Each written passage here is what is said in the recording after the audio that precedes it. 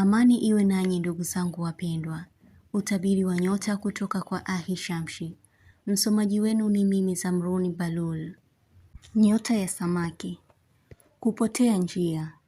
Kuzuga kwa jambo baada ya kukosea. Kuona kuwa na mkosi tena. Kuandaa vitu kwa ajili ya mtoto. Kuacha au kusitisha kitu hasa matibabu. Kuonekana una mawazo mengi. Kufanya uzembe wa kitu. Kwa baadhi yenu mtapata unafuu wa kifedha, maelewano mazuri, kufikia hatua njema ya jambo, utaamka ukiwa na mawazo mapya. Nyota ya Nge. Nguvu yako kupungua ya kuona matukio yajayo, kuhisi mtu atakupinga, kuyafikiria majaribu ulioyapitia, utaambiwa ukweli wenye kukuumiza, matendo yako hayatamfurahisha mtu fulani, kwa kuwa unamuumiza. Utatofautiana na mtu kwa kitu kidogo. Kwa baadhi yenu kuna faida mtaipata. Mtu mwema anarudi kwako. Utapata mwongozo imara. Nyota ya Kaa. Kumhoji mtu hali iliyotokea. Kunung'unika. Kuacha mazoea na mtu. Kuharibu au kupoteza kitu unachokipenda. Kuna jambo litakalo kuumiza.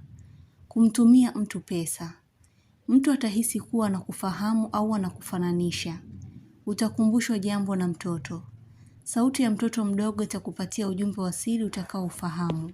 Shingo kuuma au misuli kukaza.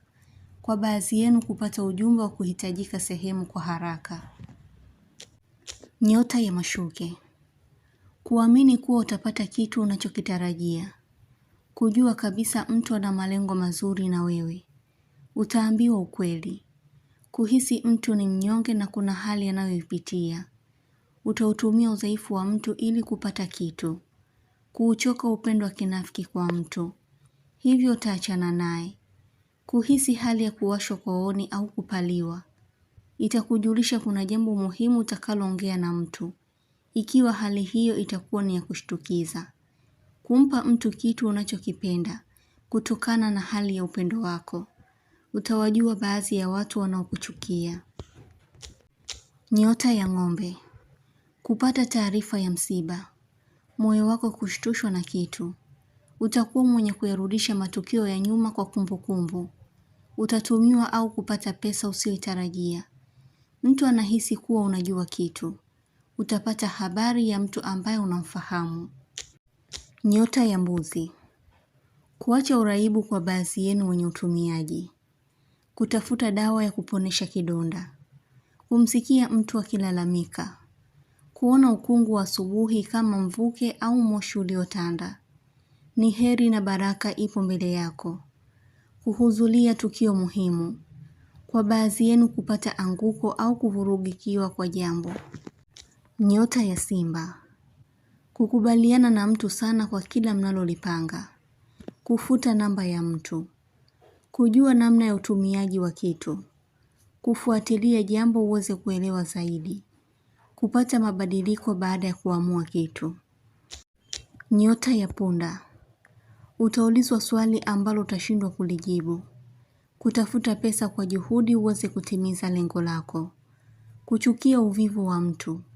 Kusema sana kitu ambacho hukipendi. Mtu wa karibu kuhama. Kuwajua watu ambao hawana maelewano. Kitu kukutambalia mgongoni. Inakujulisha kuna uadui wa siri utakaoujua. Nyota ya Mshale. Kuulizwa mambo mengi. Utajifananisha na mtu kwa utendaji wake wa kazi au mwenendo. Mtu atakupa sifa nyingi lakini utamuelewa kivingine kabisa. Atakachokiongea mtu utakuwa unakichambua kwa maana yake. Yaani kwa anachokimaanisha. Kupanga jambo la pesa na mtu mnayeaminiana. Kuchoka sana wiki hii. Nyota ya Ndoo. Kuyatamani maisha mapya au mabadiliko maishani mwako. Utaambiwa jambo zuri. Utamuhisi mtu si mwaminifu. Kutamani mazungumzo na mtu. Kumwachia mtu jukumu atakalolishindwa. Utazidishiwa kitu. Uti wa mgongo kuuma. Utapatiwa kitu katika wakati huu. Nyota ya Mizani. Kufikia mwisho wa kitu ulichokivumilia. Kufumbuliwa jambo jipya. Utatoa siri ya mtu. kutofuata matakwa ya mtu, mgogoro wa kimahusiano kutokea. Nyota ya mapacha. Kujihisi ni mwenye bahati ila hazidumu. Kumtafuta mtu kwenye simu tofauti na matarajio yako, yaani ni kwa bahati mbaya. Kujikuta unaongea peke yako kwa mambo yako binafsi. Kukosa kitu kutakufunza jambo. Kupatana na watu wakubwa watakao kupa mwelekeo mzuri wa kazi.